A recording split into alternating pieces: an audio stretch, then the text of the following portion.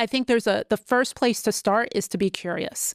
So you've got to not just go to, what do I need to do differently, which is what most of us who are extremely action biased will do. You've got to take a beat and ask yourself, what is happening right now? What are the outcomes that I'm getting? Where's the dissonance? And let me reverse engineer it. What are the behaviors or actions I'm taking that are leading to the current outcomes? And then take a step back from that and say, what is the mindset that is driving that type of action and behavior? What are the assumptions that I'm making, either about the way that I need to lead, about those who I'm leading, about the context that I'm in, that are then driving the current actions?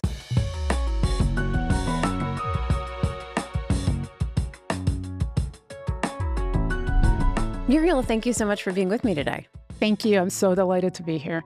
Let's first talk about what exactly a hidden blocker is. They're hidden because people don't know that they're there, and they've managed to be very successful in spite of them. Yeah, so hidden blockers are beliefs that you hold. And what is a belief? A belief is a narrative that you tell yourself. It's a story. It's an assumption. And so the reason why they are hidden is because while they may have helped you in the past, they have become so habitual that you're not even aware that they're still operating in situations where they actually might not be as effective as they have been for you in the past.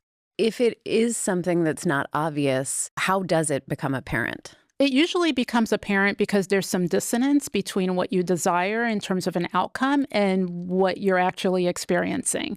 And so you can have a cue around that in two ways. It can be an external cue. So if you ever receive some feedback, for example, and you're like, that feedback doesn't resonate with me, or that's not the way I want to be seen, or your team might not be performing in the way you'd like them to perform. So there might be some external cues that things aren't going the way that you would like them. But you can also have some internal cues. If you're feeling frustration, if you're feeling burned out, if you're feeling some unease or some malaise around how you're operating at work or how you're leading, then that is also something you should be listening to, that behind that might be a belief or a limiting belief or a hidden blocker, as I call them, that is getting in your way. And so you're an executive coach. And so how did you come to understand that lots of professionals who are seemingly high-powered, high-achieving, are suffering from these blockers, and it is preventing them from getting that promotion or encouraging their team to perform as well as they can? Yeah. I mean, really, it was a parallel path, I think, on two levels. So the first level is I saw with my clients that we were very action-oriented in terms of moving towards the goals that they had. And so we were very quick, if they received feedback, to say, okay, well, here's what you're going to do, right? But what I found is that it wasn't sustainable. They were able to take the actions, change the behavior, but it was short-lived. And so I became curious around, why is it that they still keep hitting a wall? Even though they might be successful on the outside, they may still get the promotion, but they were still facing a level of frustration, a level of unease with the way that they were leading. That led me to think, well, what's behind that? And I then found that, well, what's driving the behavior is the belief, right? It's our internal operating system. So I saw this happen with my clients, and quite frankly, I also saw it happen with myself, where I kept hitting certain walls, and professionally or otherwise, and recognized that, well, maybe I'm contributing to them in some way.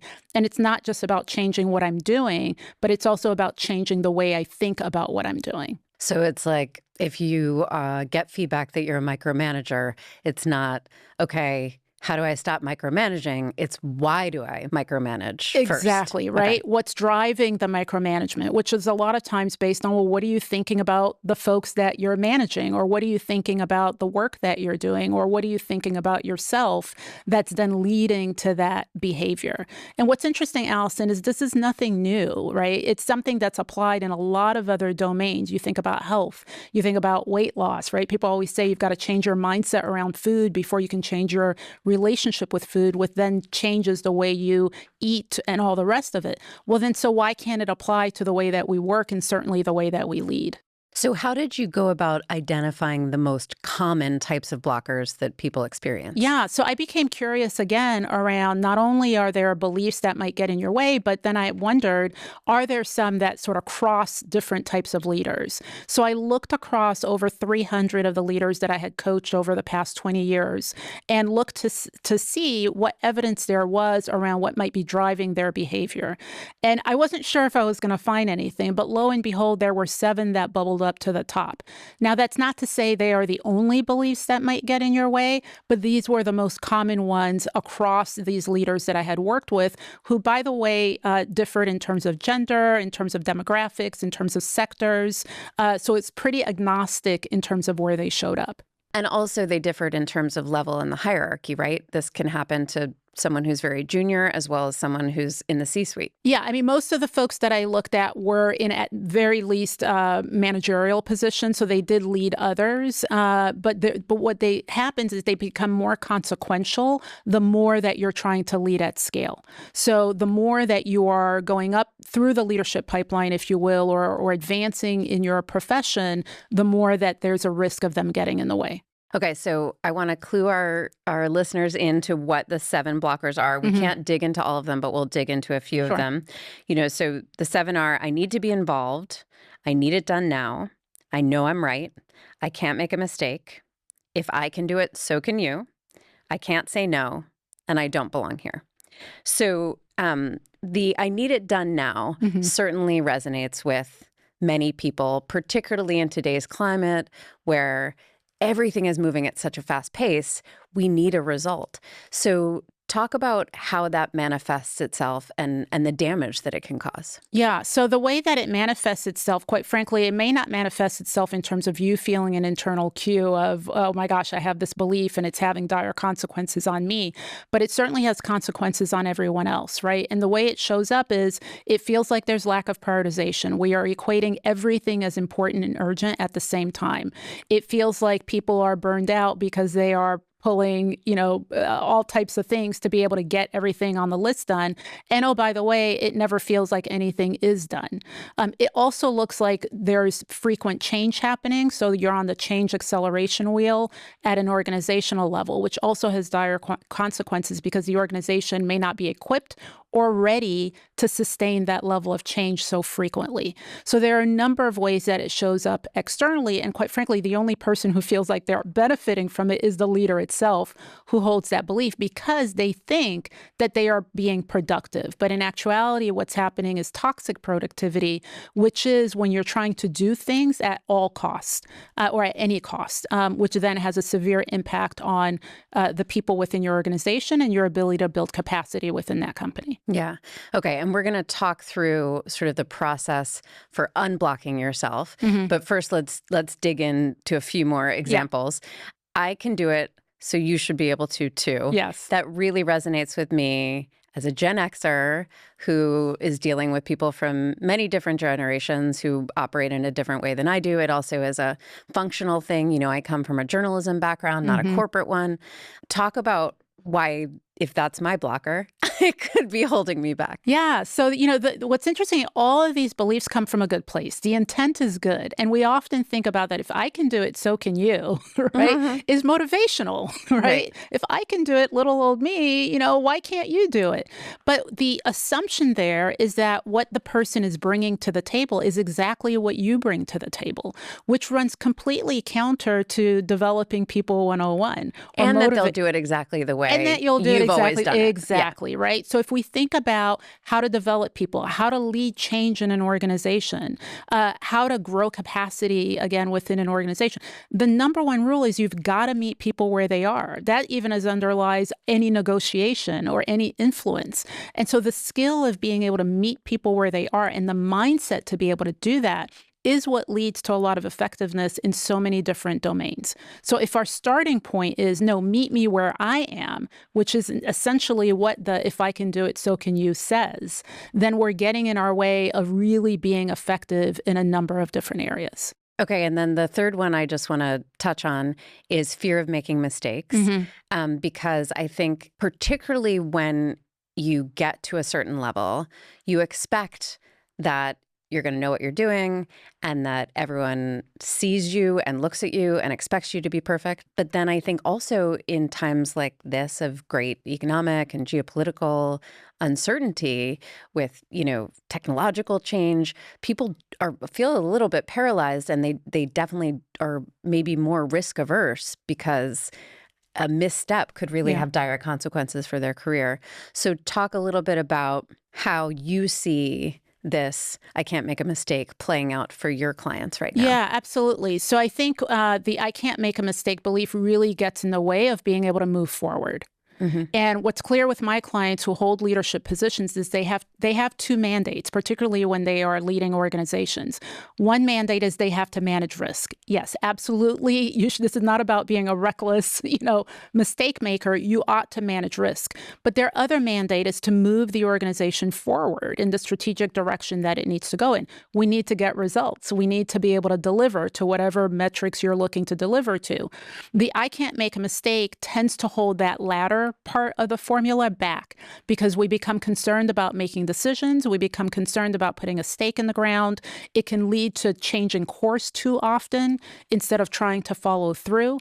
It can lead to then even not delegating and building people from within. So it just holds us back from exacting some of the leadership responsibilities that we actually have. Yeah.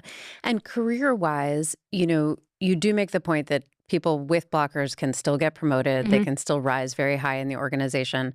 So for someone who maybe thinks that some of their blockers are productive, being a perfectionist or demanding urgency, what's the impetus for doing the work required to push through them? I mean, there always has to be an impetus, okay? The change doesn't happen just from lying around and saying, oh, maybe today I'll exact some change.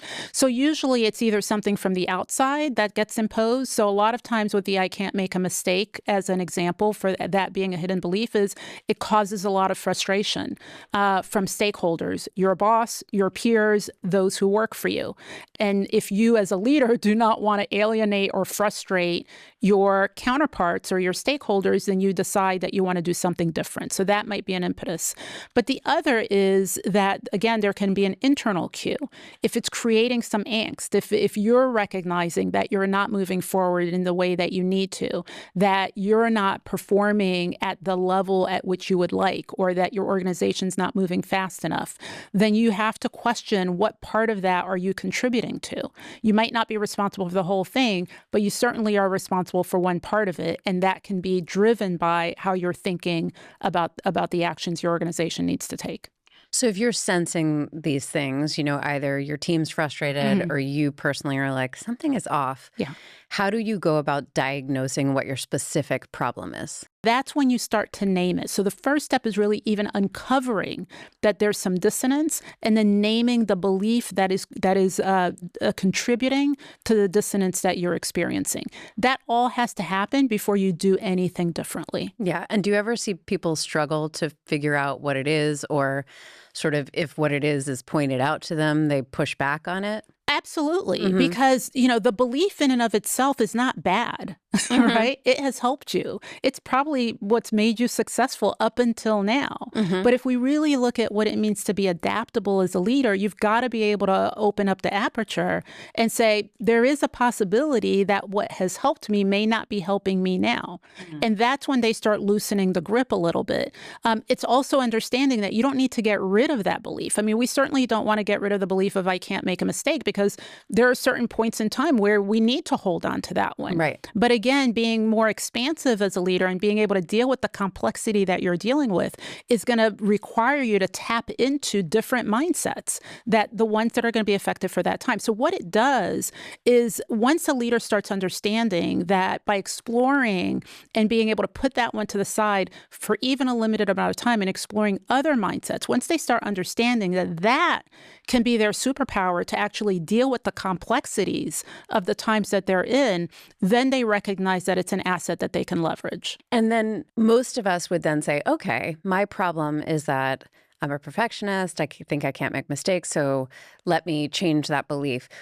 Why do you have this middle step that is about sort of better understanding what the belief is. Yeah, because before you try to fix it. That's right. So the first is you want to uncover it, then you want to unpack it, right? And the unpacking is, let me understand why this belief is even here, right? In a way, you're befriending it, okay? Because as I said before, it's not bad. It's just not serving you in this moment. And if you can't understand when it is serving you, when it is not serving you, you have a higher risk of repeating it again in the wrong situations. So part of that process is understanding at what point in your life, in your career, in different situations, did it actually help you?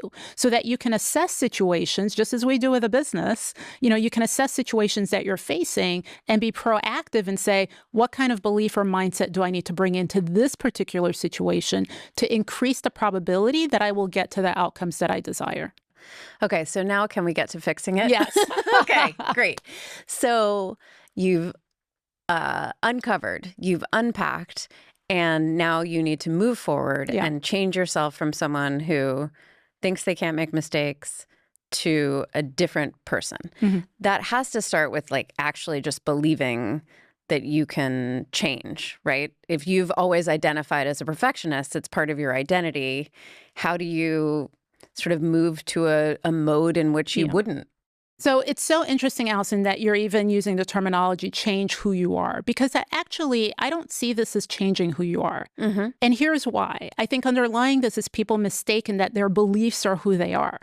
All of our beliefs are learned. They're what we learned in order to be successful or in order to survive or thrive in any context that we were in early on in life and as we moved through life.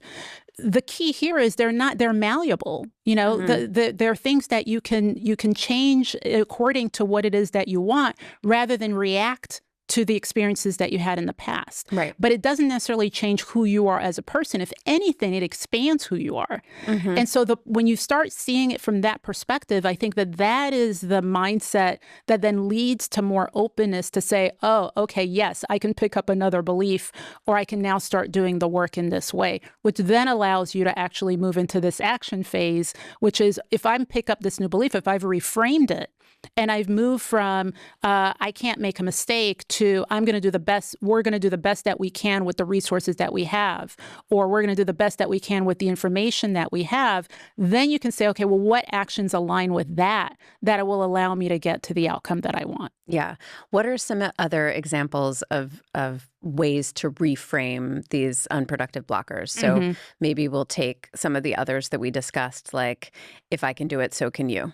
So if I can do it for you, and let me just take a step back here. I think it's very important that just as you have to name what the original belief is, it's also very important that people own what the reframe is. So I can suggest examples, but at the end of the day, the work is to say, come up with one that's going to work for you. Okay. And so the I can do it, so can you, it's a very simple reframe. I will meet you where you are. Okay. Right. It's a different starting line. Yeah. Doesn't mean that you're still not holding the output as critical, or you don't think the task is important. You're just taking a different path to get there. Yeah. And what about I need it done now? I need it done now. That's a tricky one, because you have to really recognize that maybe not everything. Sometimes you do. And in those situations, right, the house is on fire. I need it done now. I need you to get out of the house. Right. But not everything is a fire. And so it's understanding that the reframe can be something like, I need it done now if it's a priority, or I need it done now if it's actually urgent, or I need it done now if it falls within the parameters of what we have set as our objectives for this month, this year. So there's a filter that's created around this, what you have prescribed as a universal rule, which then turns it as not universal across every situation. Yeah. So can you give us an example of an executive that you've worked with or encountered that has gone through this process to turn a hidden blocker into a more productive belief? Absolutely. Yeah. So one of my favorites, which I talk about, is one of the executives I worked with, who his hidden belief or hidden blocker was, I know I'm right. And, what was tricky about that is he actually was right most of the time. Yeah, right. So this is not, a lot of times we hear, well, maybe, you could hear a different solution. Actually, the folks who have that as a belief, they have evidence that a lot of times they are right. And they have this uncanny ability to see around corners. The issue is that there was then a consequence to that in terms of the way that he demonstrated it. He was alienating a lot of his stakeholders. People really didn't like to be in meetings with him because that's what he led with, is him knowing the answer.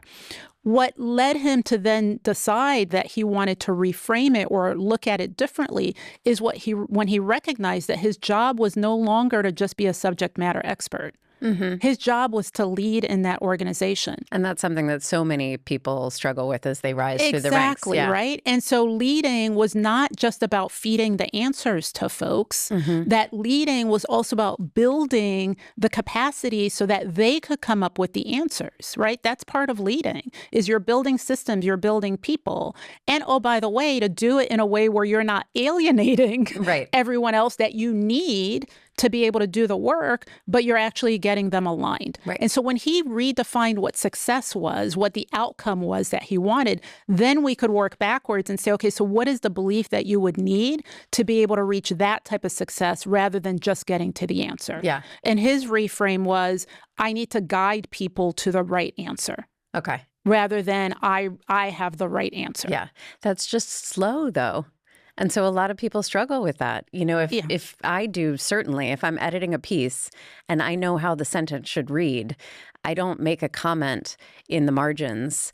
Hi, could you sort of emphasize this instead of this? I just redo it. And, it depends again on what your outcomes are. And so if your desired outcome and the result you want is, I'm just trying to get this out the door as quickly as possible, then that works for you. But if the desired outcome is, I also want to build talent in this person and I want them to be able to figure this out on their own the next time around, then there has to be a different approach because feeding them the answer is not going to do that. What you're creating there is learned helplessness. Oh, goodness. Okay. I might need some coaching sessions after this, Muriel. I thought there were different blockers, but maybe that's my one. So if people can struggle with several blockers at one time, what's your advice for sort of how to tackle them? Is it one by one? Can you do multiple at once? My advice is pick one. Right? Which is really grounded in any way you should ever do change, is pick one thing at a time. And so I would say pick one. Pick the one that you're either most motivated to work on or the one potentially that's having the most just-in-time consequences for you and is really creating a cost, and work on that one. And I even try to hesitate using the word work, but rather practice it, because this is a practice. It never ends. I mean, you just asked me, are there any that I struggle with? And I don't really even think about them as struggle. Every time they pop up, I'm now able to recognize them a lot faster. And when they pop up, I'm like, oh, there you are again. We know what to do, right? And that's where we want to get to. It's making yourself more nimble to deal with any situation in front of you, so that you can coach yourself in the moment. And the more you practice it, the less time it takes. And what you're measuring is that your course correction is a lot faster than it was in the past, and that you are able to enter those situations with a lot more ease than you previously have. So the practice is the belief pops into your head and you reframe it right away. The practice is the belief pops in your head. You notice that it pops up. You might not even name it just yet. You notice there's a dissonance. Something feels off. Right? What's the belief that's driving the off? What am I doing? What's driving it? If I want something differently, let me reframe the belief. That's going to increase the probability that I will get to what I actually want. And can people do this themselves? We don't want to make this an advertisement for Muriel coaching, but do people need a coach? Do they need a therapist? I mean, do they need a mentor? I'm trying to work myself out of a job, right? Like when I work with folks one-on-one as their executive coach, I measure the success that by the time we're done, they're able to do this work on themselves. And I know that they can, because they'll ask me something, and before I can even open my mouth, they'll say, I already know what I need to ask myself. Right. So the key here is in the questions that you're asking yourself, because the answer is already there. And so, yes, I absolutely believe that folks can do this for themselves. They can learn to coach themselves in most situations, maybe not all, right? We all need sometimes a little extra support. But if leaders can learn to coach themselves, it increases their ability to coach others. And it then increases their ability to face situations with more ease, which, my goodness, would certainly make things easier for everyone else as well. Are there any applications to beliefs that people have, not just about themselves, but about their organization or their industry or their teams? Absolutely. Okay. The issue with those is that oftentimes the things on the outside of us, their teams, their organization, et cetera, are not things that are in your control. And so while we can sit and reframe them, which could be helpful in just making you feel a little calmer, Right. you can't then exact the action against it. And so I always say, start with you. Right? Not to say you hold full responsibility for whatever is happening, but you certainly contribute some of it, particularly as a leader. And if anything, even if you're not contributing to it from an action standpoint, sometimes it's just the way that you want to change the way that you're experiencing the challenges that you're facing. I mean, we talked about the uncertainty that's happening right now on a macro level. Well, there are different ways of experiencing that uncertainty. And something that you do have control over is how you experience any situation. But it doesn't start from what you do in that situation. It starts with what you think about what you do in that situation. Right. Where some people see a million risks, other people see a million opportunities. Exactly. Yeah. Exactly. So, and if you're a team leader, can you do some work to help people understand their blockers without sort of pointing out, like, I see that you have this hidden blocker? Yeah. And it's, you always know you're right and you need to change. Right. Because Okay. I know I'm right about your hidden blocker. I know. So absolutely. Absolutely. Again, I would say that you ought to start with yourself, and you can, number one, role model what it looks like to be able to do this work. So what does that look like? You're in a meeting, and before you start talking about what you want the team to do, you make it very clear what your assumptions are and your beliefs are, right? Again, assumptions is a different way of framing it that may feel more comfortable for you.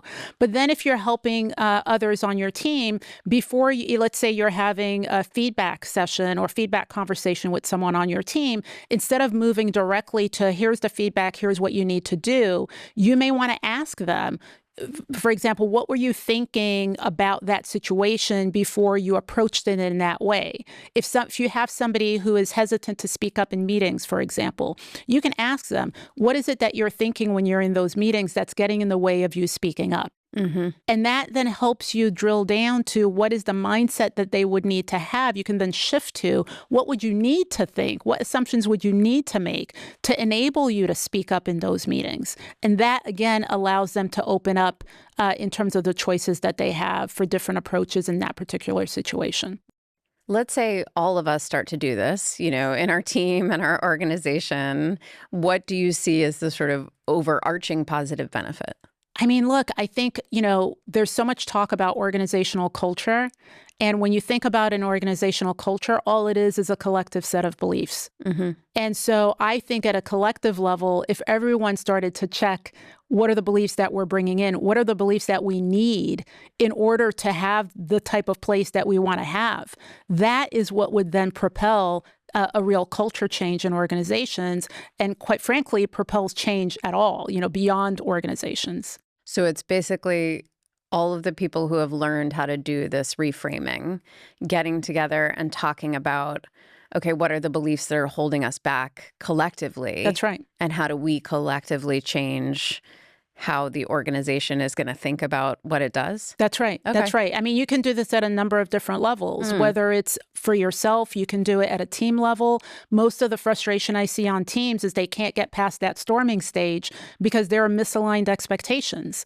Well, what are expectations? Expectations are what we believe needs to happen. And so you need to level set and check those beliefs, check those expectations and those assumptions before you move forward, and decide what they need to be in order for us to be able to move forward. And you can certainly do it at a collective level, at an organizational level. Okay. Well, as you say, I need to start with myself. So I'm going to call you next week. We're going to start Anytime. uncovering my biggest blockers. Well, Muriel, thank you so much. I've learned a lot from this conversation, and I'm going to develop a more positive mindset about my ability to change and the fact that I can reframe some of the beliefs that are limiting. Terrific. Thank you so much. Thank you. It was delightful.